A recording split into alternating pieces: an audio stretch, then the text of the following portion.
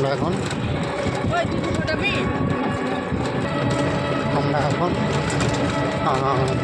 যাচ্ছি পীঠেশ্বরী মন্দির। এখানে বড়ধামটাই ছিলাম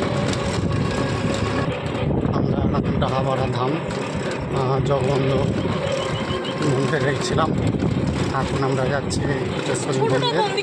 এখান থেকে আমাদের যেতে সময় কিছু লাগবে, কিন্তু ভাড়া একটু বেশি নিচ্ছে, 20 টাকা করে ভাড়া। কিন্তু লোকাল শুনলাম যে 15 টাকা করে কিছু লাগে না, কিন্তু 20 টাকা করে নিচ্ছে। কিছু করার নাই, দুপুরের সময় তো বিকাল হয়ে গেছে, তবুও ঠান্ডা ঠান্ডা ভাব আছে।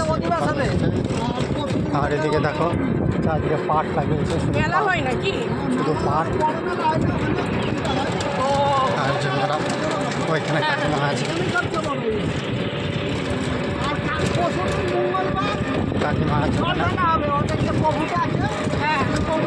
চলো ওখানে কি ঈশ্বরের কী অবস্থায়, মন্দিরটা অনেকদিন পর যাচ্ছে, আমার ঠিক খেয়াল নেই। তো মন্দিরগুলো আমি দেখাবো তোমাদের ভিডিওর মাধ্যমে। চলো।